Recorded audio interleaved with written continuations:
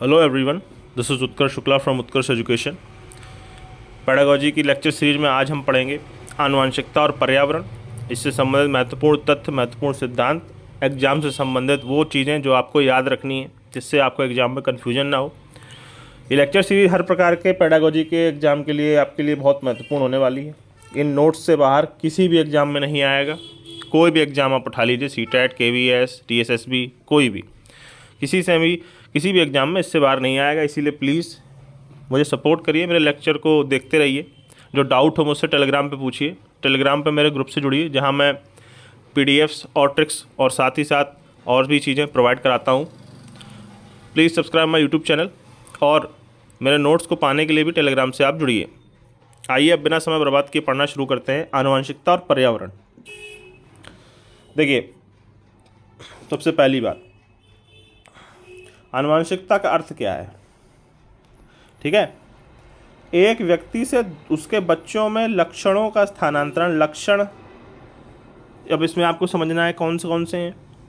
लक्षण से संबंधित होगा कि उसकी शारीरिक बनावट, शारीरिक विशेषताएं जब वो अगली पीढ़ी में जाती हैं तो उसे आनुवंशिकता कहा जाता है। आपके पिताजी की आँख का रंग भूरा है, आपका रंग भी भूरा है आँख का, तो वो आनुवंशिकता के कारण ही माना जाएगा। और लक्षणों में संज्ञानात्मक लक्षण या फिर मानसिक सामाजिक लक्षण नहीं आते हैं। मैं फिर से रिपीट कर दूं, नहीं आते हैं। हमारी भौतिक विशेषताएं जो नीचे लिखी हुई हैं, केवल उन्हीं के लक्षणों का स्थानांतरण आनुवंशिकता के अंतर्गत माना जाता है। अब जो हमारे जीन्स हैं वो हमारी भौतिक विशेषताओं के निर्धारण में बहुत महत्वपूर्ण भूमिका निभाते हैं, जैसे रंग, शरीर की बनावट। ये तो सच्चाई है ही, और उन्हीं जीन्स का स्थानांतरण ही होता है एक पीढ़ी से दूसरी पीढ़ी में। अब आइए अगला, आनुवंशिकता एक स्थिर सामाजिक संरचना है। इसका मतलब क्या है? एक तो ये सामाजिक संरचना है, इसका मतलब है कि समाज में आनुवंशिकता बहुत महत्वपूर्ण योगदान देती है। अगर आपके जीन्स आपके बच्चों में जाते हैं और आप जिस तरह से उनका पालन पोषण करते हैं उस हिसाब से वो समाज में काफ़ी हद तक सेट होते हैं, इसलिए उसको सामाजिक संरचना बोला जाएगा, क्योंकि आनुवंशिकता और पर्यावरण दोनों ही माँ बाप प्रोवाइड करा रहे हैं।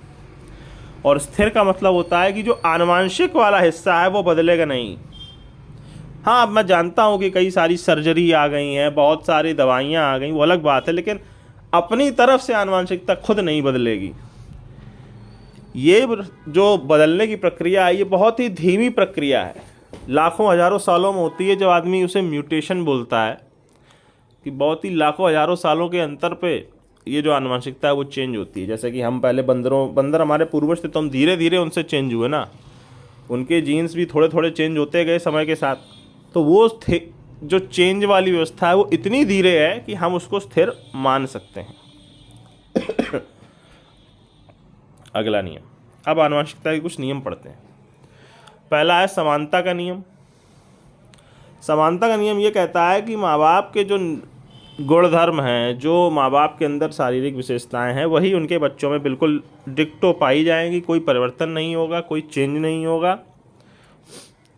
ये नियम आज के ज़माने में अमान्य है, क्योंकि ऐसा कई बार हमने देखा है, जैसे माँ बाप होते हैं बच्चों में वो गुण नहीं पाए जाते। मेरे माँ बाप ही छोटी कदकाठी के हैं और मेरी कदकाठी ठीक ठाक है। इस तरह से कई तरीके से आप देख सकते हैं कि समानता का नियम अब पूर्ण रूप से अमान्य नहीं है। भिन्नता का नियम, देखो, डार्विन, लैमार्क और सोरेनसन ने इस नियम की व्याख्या अच्छे से की है। इसे चयनित गुणों का नियम भी कहा जाता है। ठीक है, इस चयनित गुणों के नियम के अनुसार माँ बाप के वे गुण जो मानव की आवश्यकता के अनुसार बहुत ही आवश्यक होते हैं वो बच्चों में शायद ट्रांसफ़र हो जाते हैं, क्योंकि प्रकृति आपकी रक्षा के लिए उन गुणों को ख़त्म नहीं करती है। और जो अन्य गुण हैं जिनसे ज़्यादा मतलब नहीं है वो शायद अगली पीढ़ी में ट्रांसफ़र ना हो। इसे ही चयनित गुणों का नियम कहा जाता है कि कुछ गुण बच्चों में जाएंगे और कुछ गुण नहीं जाएंगे। अगला नियम, प्रत्यागमन का नियम। इसको प्रतिपादक सोरेनसन ही माने जाते हैं।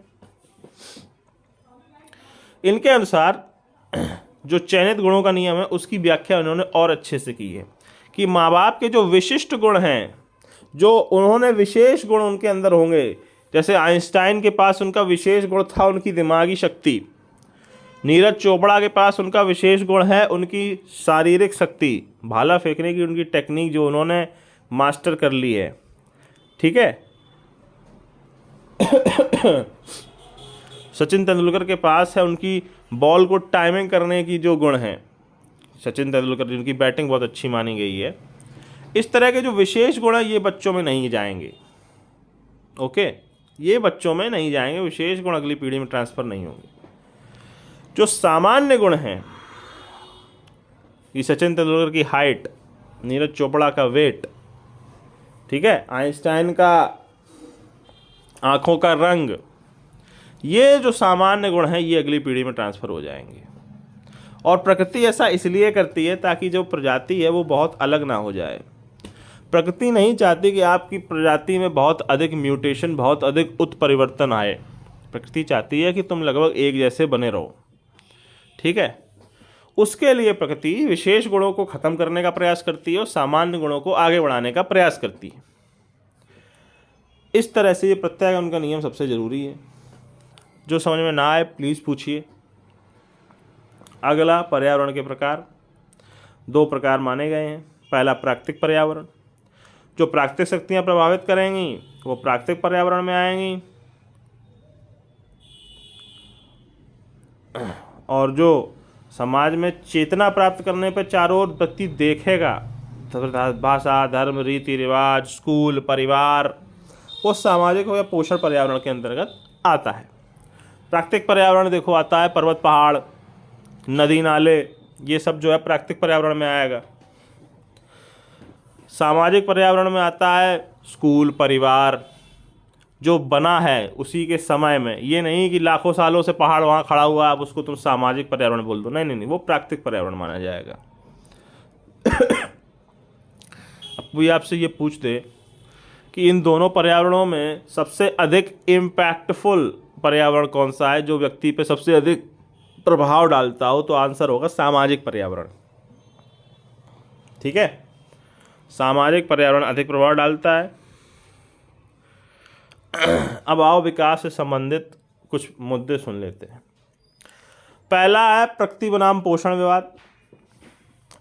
इसमें लड़ाई ये चल रही है वैज्ञानिकों के अंदर कि मनुष्य पे वही बात, प्राकृतिक पर्यावरण का अधिक प्रभाव पड़ता है या सामाजिक पर्यावरण का अधिक प्रभाव पड़ता है, पहली चीज़। दूसरी चीज़, मनुष्य में स्वयं में आनुवंशिकता का बहुत प्रभाव ज़्यादा पड़ता है या पर्यावरण का बहुत ज़्यादा प्रभाव पड़ता है।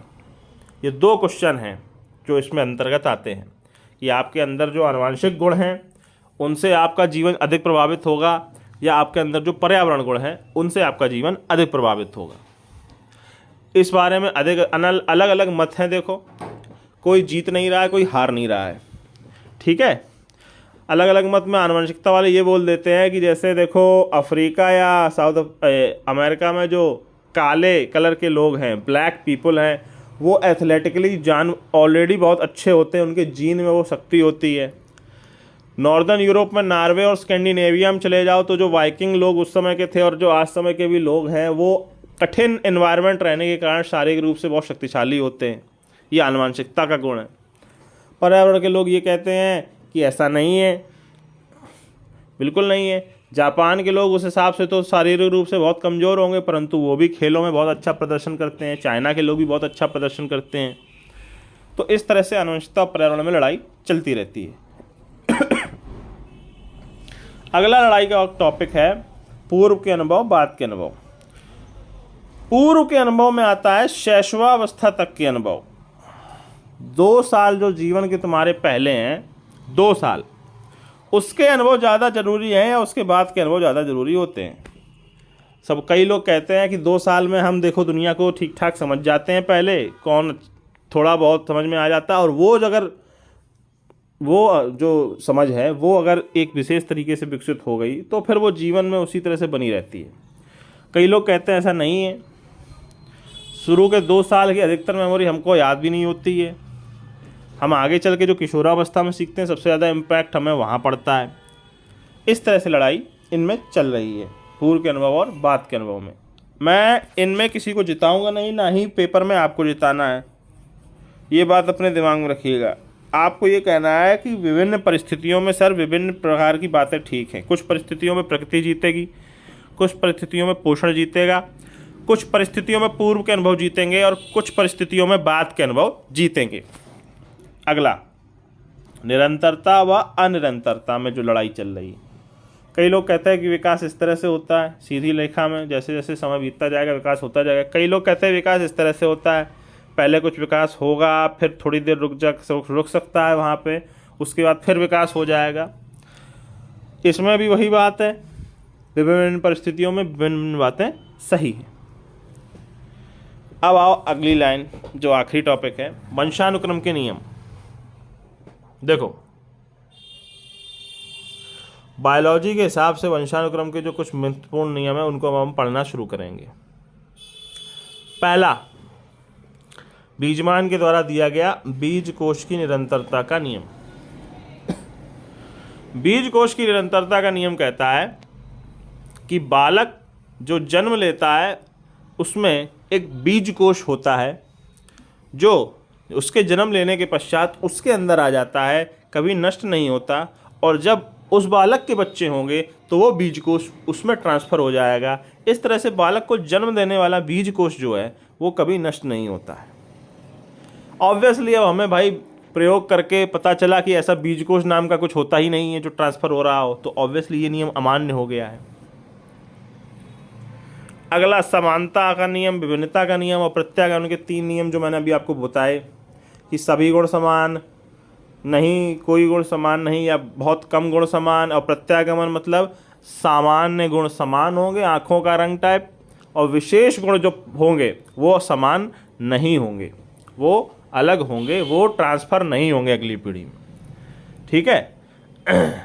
तीसरा, लैमार्क के द्वारा दिया गया, या लैमार्कवाद भी जिसको कहा जाता है, अर्जित गुणों के संक्रमण का नियम।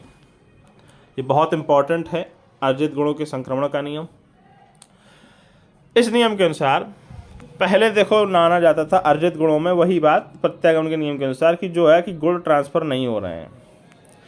फिर लैमार्क ने जब प्रयोग किए जानवरों पे, जिराफ की गर्दन सबसे इम्पोर्टेंट माना जाता है कि माता पिता के द्वारा जो अर्जित गुण है वो बच्चों में आगे बढ़ सकते हैं अगर वो अर्जित गुण जीवन बचाने के लिए प्रयोग किए जाएं। क्रिकेट की जो मैंने अभी बात कही थी ना, सचिन तेंदुलकर की जो बॉल को टाइमिंग करने का गुण है, वो जीवन बचाने के लिए इतना ज़रूरी नहीं है जितना आपको लग रहा है।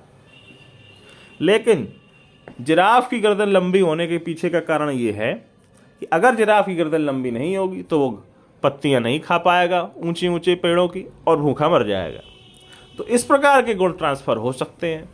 कुछ अर्जित गुण जो जीवन के लिए आवश्यक हैं वो बच्चों में ज़रूर जाते हैं।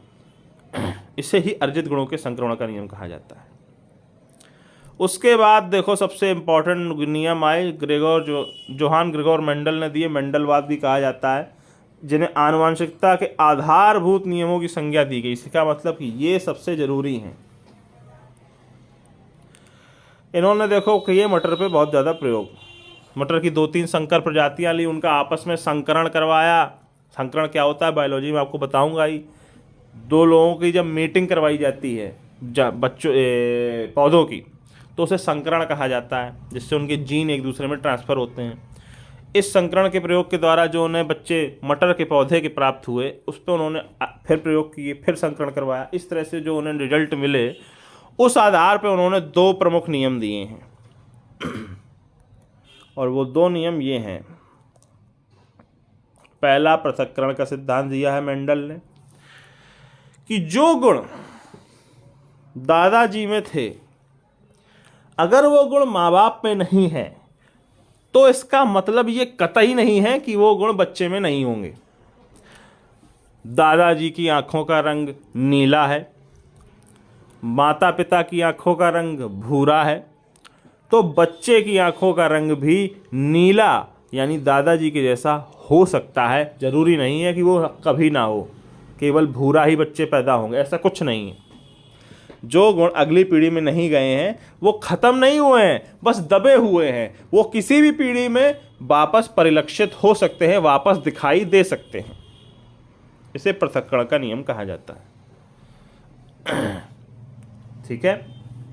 अगर आपके दादाजी की हाइट कम है, आपके पिताजी आपकी माताजी लंबे हैं, तो आपकी हाइट लंबी ही होगी, क्योंकि आपके माँ बाप की हाइट लंबी ऐसा बिल्कुल नहीं है। आपकी हाइट छोटी भी रह सकती है, क्योंकि आपके दादाजी की हाइट छोटी थी। ठीक है। अगला है स्वतंत्र छटाई का सिद्धांत। इसके अनुसार उन्होंने कहा कि दो गुण जिस तरह से ट्रांसफर होंगे उसका आपस में कोई संबंध नहीं है। तुम्हारे दादाजी की हाइट जैसी है और तुम्हारे दादाजी की आंखों का रंग जैसा है, उसका एक दूसरे से कोई संबंध नहीं है। मान लो तुम्हारे दादाजी की हाइट है कम, नाटे शरीर के थे वो, आंखों का रंग नीला था। तुम्हारे पिताजी लंबे शरीर के हैं और आंखों का रंग भूरा है, तो ज़रूरी नहीं है कि तुम्हारा रंग भूरा होगा अगर आंखों का, तो तुम्हारी हाइट कम नहीं होगी। हो सकता है तुम्हारी हाइट दादाजी जैसी हो और आंखें पिताजी जैसी हों। ठीक है, हाइट दादाजी जैसी हो और आंखें पिताजी जैसी हों। तो इस तरह से दो गुणों के ट्रांसफ़र का आपस में कोई संबंध नहीं है। एग्जाम्पल के तौर पर मैंने यहाँ आँख का रंग और बाल का रंग लिया है। इस तरह से आप इस सिद्धांत को समझ सकते हैं। अब आइए आखिरी सिद्धांत, संयोग का नियम। जो इसको कुछ नहीं पता होता वो भगवान के ऊपर छोड़ देता है। देखो, बस संयोग का नियम भी यही कहता है कि पता नहीं कब किस तरह से वंशानुक्रम आगे बढ़ेगा, हमको नहीं पता है, सब भगवान की इच्छा से हो रहा है। इसे संयोग का नियम कहा जाता है। इस तरह से आज के लेक्चर में हमने वंशानुक्रम और पर्यावरण से संबंधित महत्वपूर्ण तथ्यों को जाना। अगर आपको लेक्चर पसंद आया हो then please like my video and subscribe my YouTube channel. इसमें आपका कुछ पैसा नहीं लगेगा और मुझे बहुत सपोर्ट मिलेगा। Thank you very much. जय हिंद।